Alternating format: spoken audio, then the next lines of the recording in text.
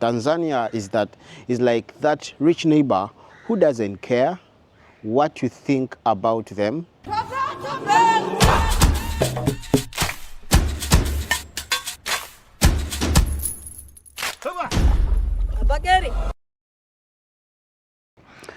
Hello everyone, my name is Manja Lawrence and today I'm taking over Explore with Betting. So in this video, I'm going to be talking about my experience in Tanzania. First of all, I'll have to admit that I love this country.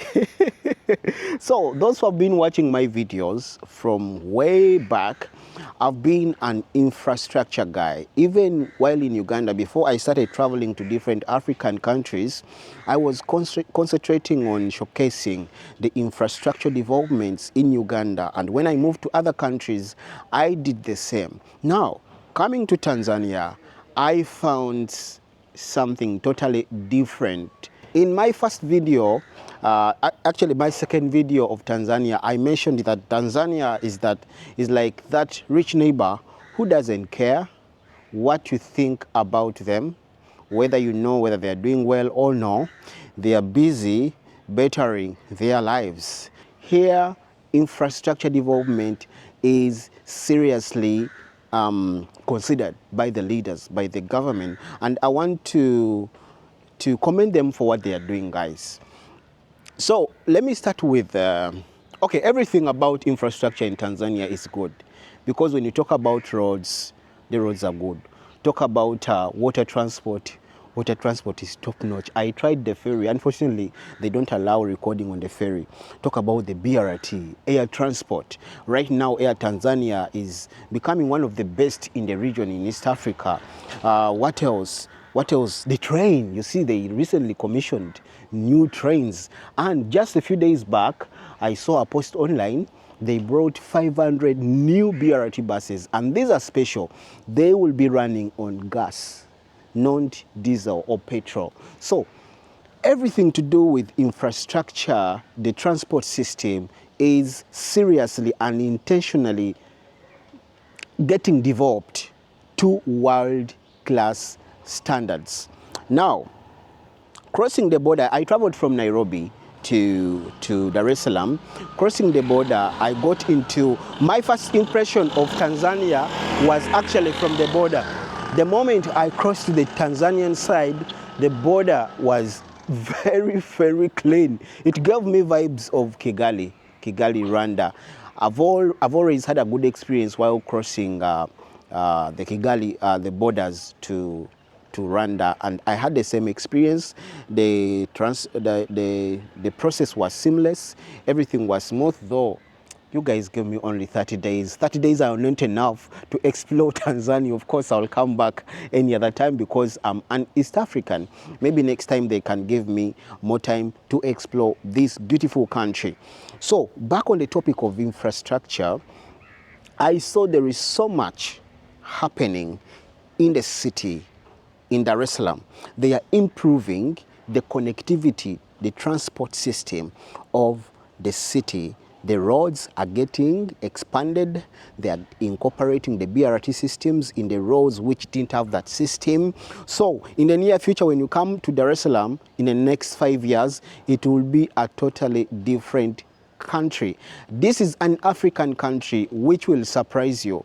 I live at a hostel here in Masaki. By the way, right now I'm in Masaki. You can see the background here, and my hostel is just 200 meters from here. So there you meet people from different parts of the world.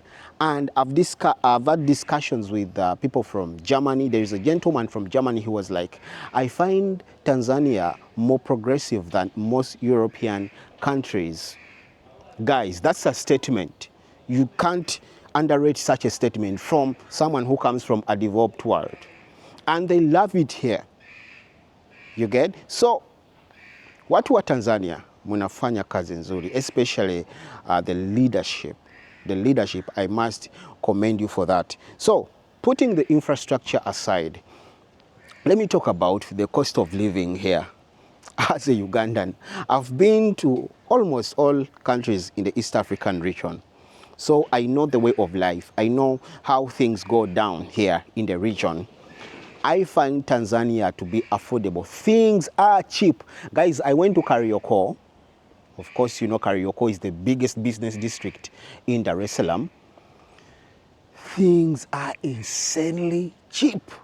When we talk about food, food is very, very affordable, and it has a rich taste. And I think it's because there is a big influence of the Asia, Arab way of living, style, culture. So the food is rich.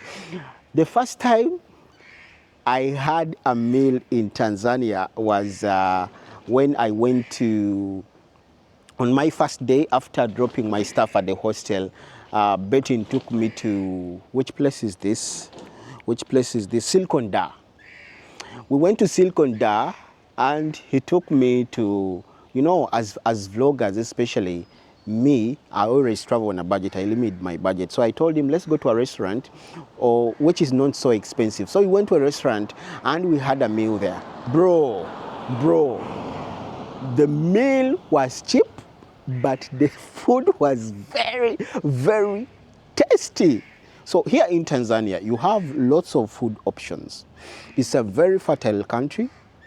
A few parts of the country are dry, so there is plenty of food, and you'll have many options. So that means that all food will be affordable. You won't struggle to have something to eat here. And many of my other travelers I've been meeting at the hostel are telling me the same thing. So as a Ugandan, you know, I come from the Pearl of Africa, Uganda, where we have plenty of food. Sometimes food even rots in the gardens. Yeah, in Uganda we have lots of food. Actually, Uganda has enough food to feed the entire continent and also feed her own people. So I find the same thing here. In Tanzania, there is plenty of food options, guys. There's another place we went to, I think it is Kinondoni. I went there with Bettin. By the way, guys, Bettin is a very, very helpful YouTuber. This guy has helped many YouTubers here in Tanzania. I was in Uganda, and this guy imagine he reached out to me. He was like, bro, come to my country. So when I came, he has been so helpful. So we went to Kinondoni there. Kinondoni. Guys, let us know in the comment section down below. So, and we had a full plate of fruits, a cocktail of fruits, different fruits. And guys, the plate was huge.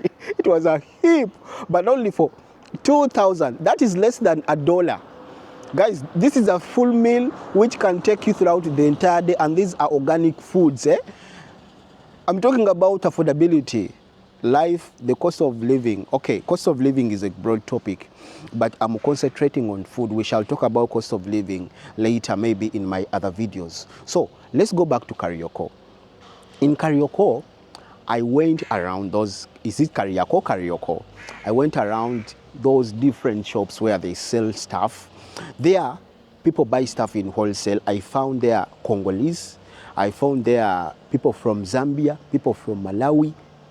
They come to buy stuff from here. You see the Dar es Salaam port. The port is not far from here. It's just across here. Because on this other side, like 500 meters, we have a road called Tori Road next to Coco Beach. So across is the port. So this port facilitates the importation and exportation of goods for about, I think, 7-8 countries in the East African region. So things are very, very affordable here if you buy in wholesale. I told you I found Congolese there. I found people from Mozambique, people from Zambia, people from where. I wasn't the only foreigner. And one thing I love about Tanzania, the Tanzanians, when they learned that I'm Ugandan, they were happy. They were happy. And the funny thing, they told me that you Ugandans, you're more like reserved people. You don't want to talk. You just keep your life yourself. And actually, even us in Uganda, we think Tanzanians, you're just keeping things to yourself because we don't know much about Tanzania as Ugandans. That's why I'm here, to show my Ugandans what's happening here, and also for our leadership to pick a leaf. I believe our leaders, they travel here, they see these things, but I also want Ugandans to see what other countries in the region are doing so that we can at least pressure our leaders to give us such services. I'm not saying that Uganda is doing bad, but of course, as people in the same region, you learn from one another. right, guys? It's not about competition, because at the end of the day, we are one people, the East African community, and I can't wait for the time when we realize that, when we all come together as one people. So in Carioca, I also tried to find prices for shoes, prices for trousers, and I found those prices to be 2 times cheaper than in Uganda.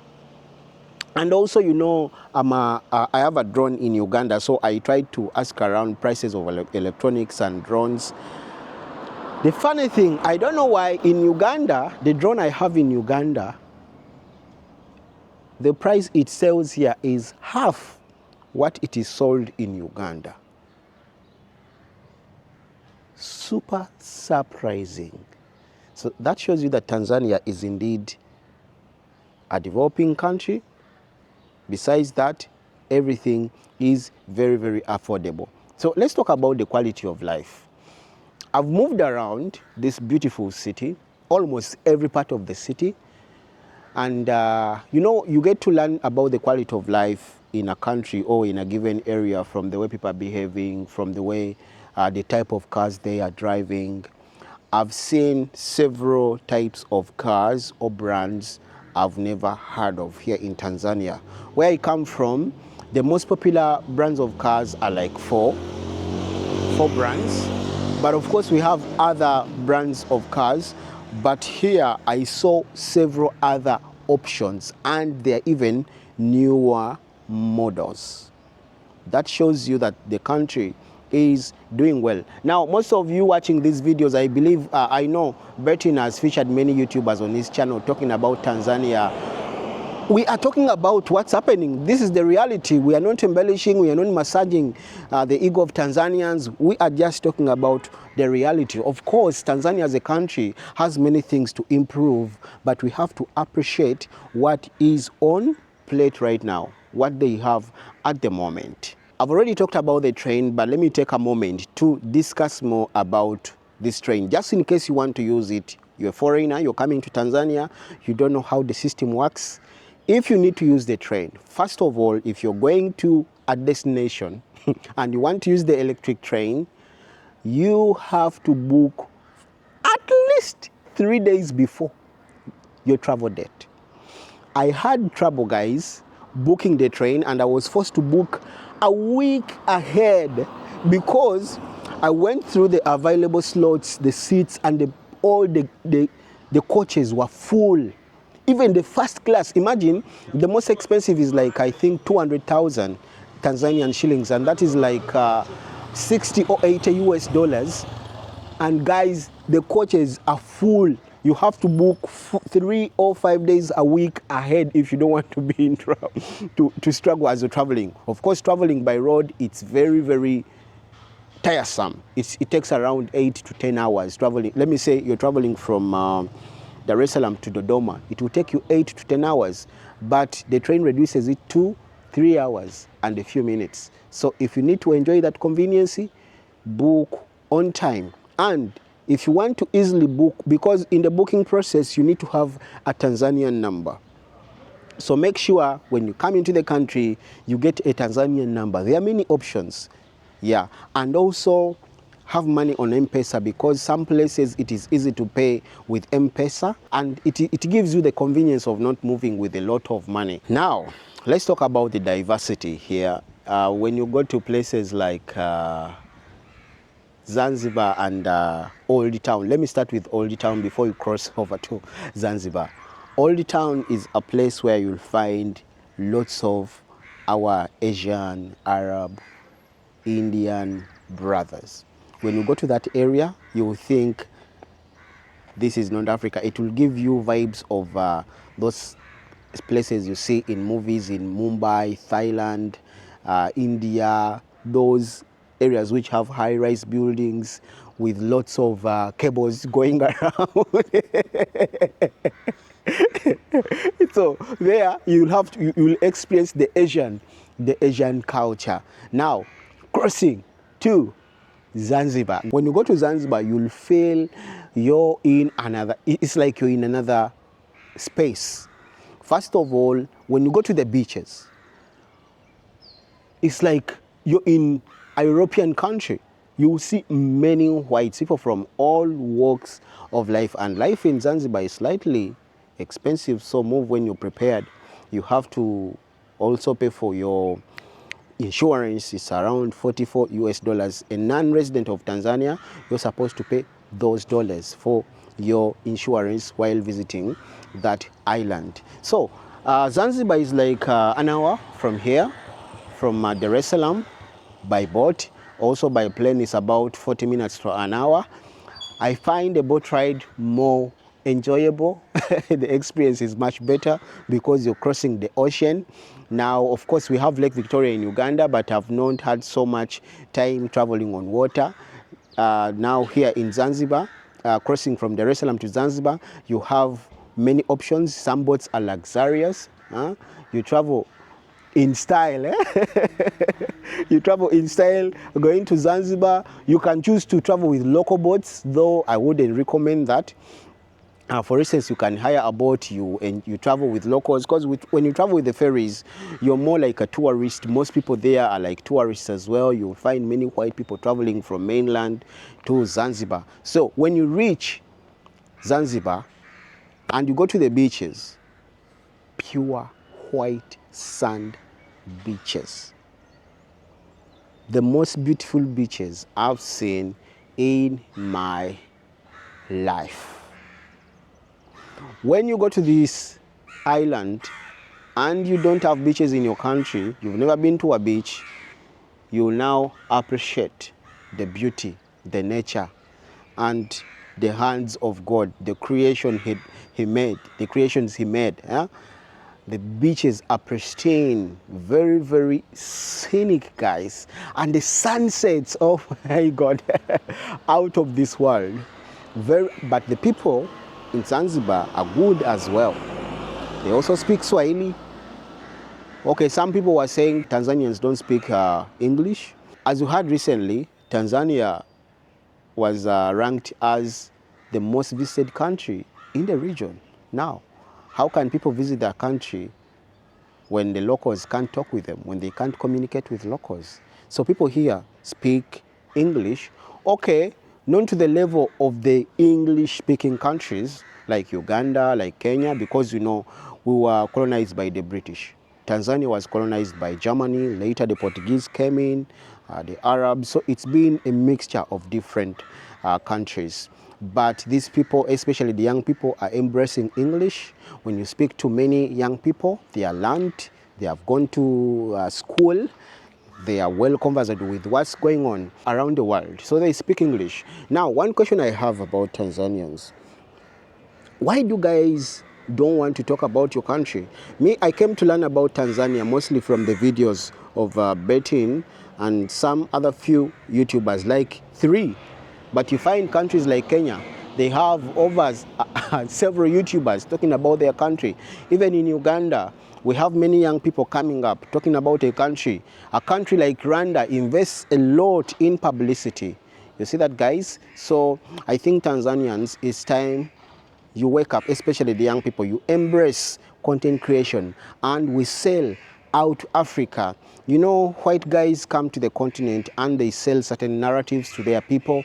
They keep feeding them wrong content from the continent. So it's about us to showcase the beauty, the development, these beautiful neighborhoods. Now look around here. Someone will not think this is Africa. In Europe, people think we are sleeping on trees, but hey, this is the luxury we have. So Tanzanians, it's time we wake up as Africans, as the region, and we showcase the beauty of our continent. Guys, I'm sweating and my sweat is itching my eyes. Another important thing I would like to talk about Tanzania is the organization. When you're traveling through the city or you're using any public means of transport, you'll see that this is a well-planned city. When you look at the roads, first of all, roads have big sidewalks. Here we are in a neighborhood where you don't need wide sidewalks. But when you go to areas which have a big number of population, residential areas like lower middle income like there, you will see that the streets have wide pedestrian walks and the drainage is covered. Now here I'm standing on top of a drainage channel, but you won't know that it's a drainage channel. So organization. Of course, traffic is much organized here. Unlike some few border guys. I remember my second video, there is a border guy who almost got knocked by the BRT bus. Of course, border guys are always crazy like that. I think the only country that is doing better when it comes to border organization is Rwanda. And I'm sorry for bringing in other countries. You know, we are brothers. We have to learn from one another. You get? So I was in Kigali and the borders are highly respectful. So here in Tanzania, but it's known to a high extent. The borders are a bit crazy, but there is so much respect on the road. As you're crossing on the zebra crossing, cars will stop for you as a pedestrian. You get, guys? The bus terminals. Now here they have daladalas. They don't have these small matatus, the small taxis we have in Uganda. Yeah, those Toyota Hiaces, they don't have them. Apart from, if you go outside of Dar es Salaam, you'll find them in those other cities. But in Dar es Salaam, I was told they were banned. Even there are plans of banning these daladalas. Daladalas are these slightly big buses. Yeah, those ones which carry, I think, around 60-something passengers. So one beautiful thing about those buses, they have their own bus stands or bus stations, and they are well organized. Let's go to, I went to a bus terminal in Silicon Dar. What is that bus terminal called? Mwenge. Mwenge bus terminal. It is for daladalas, guys, but when you go there, it's a different standard. I went to another bus terminal. I went to Magufuli bus terminal, but across the highway, the biggest highway, by the way, I made a video about the biggest highway, the biggest road, the widest road in Tanzania. Across, there is a stand for daladalas. So daladalas have their own park, and the big buses which take longer routes have their own terminal. So Tanzania, you are indeed doing well. But I believe Tanzanians want more. Let's not settle for less here in Africa. I love the fact that our neighbors are really setting the pace for us. They are doing well. We are soon catching up as well. I love the spirit of the young people in Kenya, the Gen Zs. They are not settling for less. And also in Tanzania, people are not settling for less. For instance, during my stay here, power went off for like an hour in the area where I stay. Of course, I was told that it has never happened in like 6 months, but power went off and it disrupted a lot of things. Even the train system was disrupted, because if one train misses a route, if it's late, even by a few minutes, all the other trains, because they have like 10 trains moving around the country on every day, and it transports around, I think, over 10,000 passengers every single day. So people went crazy online on Twitter, and they were even saying that Mama Samia must go. You guys, you're saying Mama Samia must go for just one mistake in one day? You gotta be serious. I think I should even stop here. But all in all, I've loved my stay in Tanzania. Tanzania is a beautiful country. I believe the people back home from my country will learn so much from my travel episodes around Tanzania. So my name is Manja Lawrence. I have 2 YouTube channels. One is called Afro Connect and the other is called UG Connect. So UG Connect, I'm planning to put Ugandan content only, and Afro Connect will be for my travel series around Africa. Thank you so much, Tanzania. Thank you so much, Bertin. And thank you so much for the people of the East African region.